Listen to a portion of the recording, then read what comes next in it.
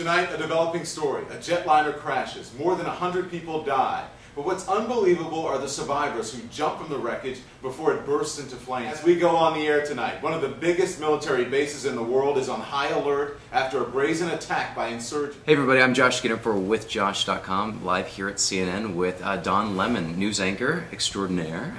Where is he? I don't know, somewhere around here. CNN in LA. In LA, Los Angeles. Thanks for coming all the way from Atlanta. Yeah. So, you're welcome. Let's just get Just started. for you. Just for me, of course, yeah. Thank you, Ted Turner. Why journalism? Let's start from the beginning. Yeah. Why? Yeah. I honestly, I think it's. I'm curious. I've always wanted to ask questions since I was a kid.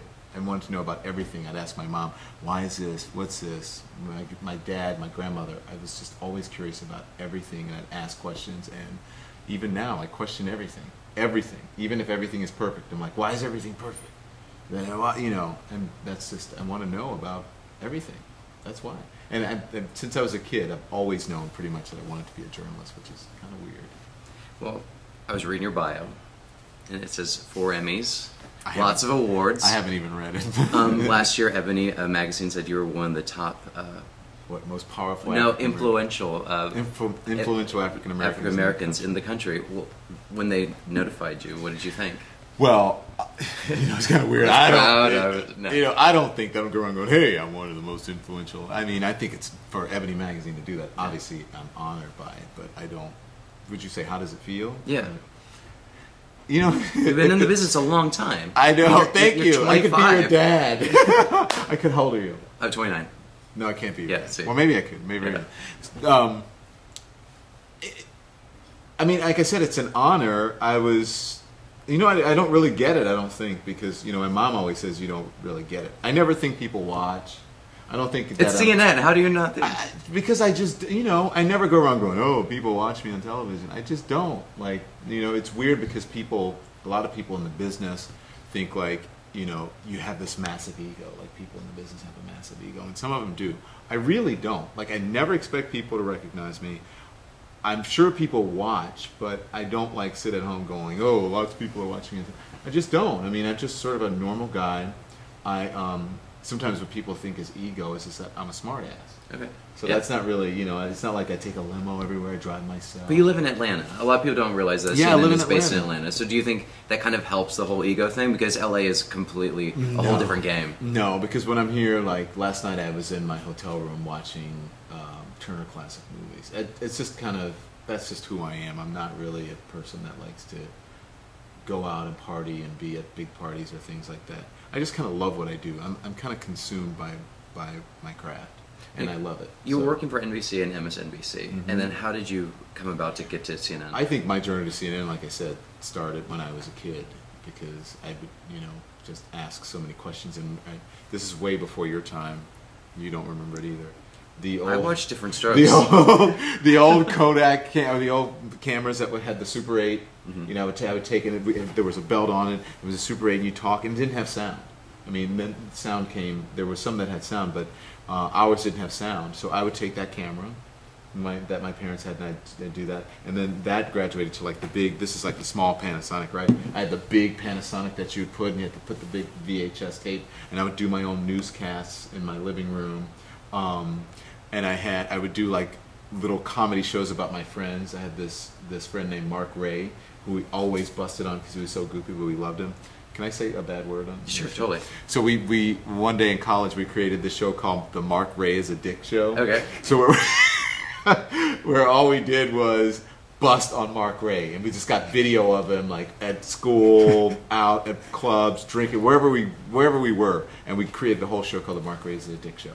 And so it just kind of started from that, and went to school for TV, radio, and then I started at Fox in New York while I was going to school, and then from there it just kind of all started, and I eventually ended up at NBC News, and I'm like, oh my gosh, how did I get here? I would like go get ready for my live shot or be finishing a story, and there would Tom Brokaw would be walking down the hall with his EP, and wow. I'm like, oh my gosh, and yeah. Is it hard to stay neutral when you're reporting on all these stories? Oh, your mom's calling. Yeah. Mom, I'm in the middle of an interview. Can I call you back? I love you. Bye. Oh. So anyway. Anyway, so is it hard to stay neutral with your mom watching? No. Hard to stay neutral about what? When you're reporting on all these stories. I mean, do you ever want to like really give your opinion? I mean, obviously your job is to report what's happening, but I don't think that is, when people say opinion, I don't want to be spouting my opinion off about every single story because it's really about relaying information, but I don't see anything wrong with an opinion. Everybody has an opinion. Okay, so as long as I don't push my opinion on you, like I will say, I'm just saying it looks like they're grasping at straws. Is that an opinion that offends anyone? Maybe, but it's not something that's going to influence someone on any sort of political issue or whatever.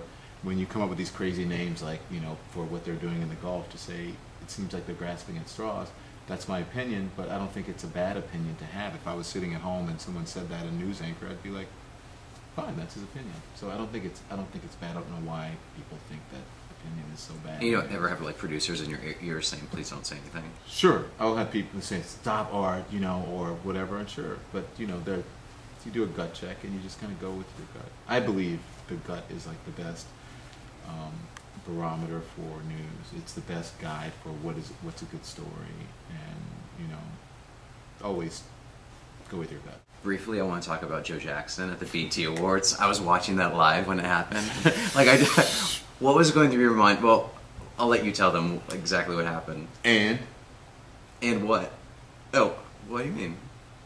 That's what he did. And well, no. The whole thing about Joe Jackson was that here he is. It's like the week of Michael's death. Yeah. At the BET Awards, the red carpet, and then he's just there promoting like his new record label.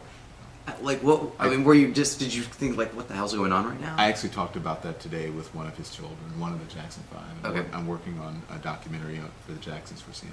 Okay. And so before I came to work here, I asked this family member the same question, and he said, I just think my dad didn't know how to react, and he didn't know what he was doing, but my dad is my dad, he's very... So, anyway, it was a surreal moment because all these people were coming over, Arsenio Hall and P. Diddy, and all these people are coming over, and I'm like, oh my God, what is this, the Oscars, right? And so someone says in my ear, my executive producer, that we're hearing that Joe Jackson is on the red carpet, and I'm like, okay, and she said, you can say it, and I'm like, and I'm talking, and they talk to me while I'm talking, so sometimes when I go, right. They're talking to me. And so I said, okay, so I said, we're hearing that, the patriarch of the Jackson family, Michael Jackson's father, is here at the BET Awards and whatever, and she goes, we're going to try to get him to come over and talk to us. I said, and we're going to try to get him. And so it went on and on and on, and then finally, like 10 minutes before the end of the show, we're going to go off the air, and Joe Jackson comes over. I see him coming over, and I'm about to go on a commercial break. So we go into the commercial break, he comes over with an entourage of people, and then it goes from there.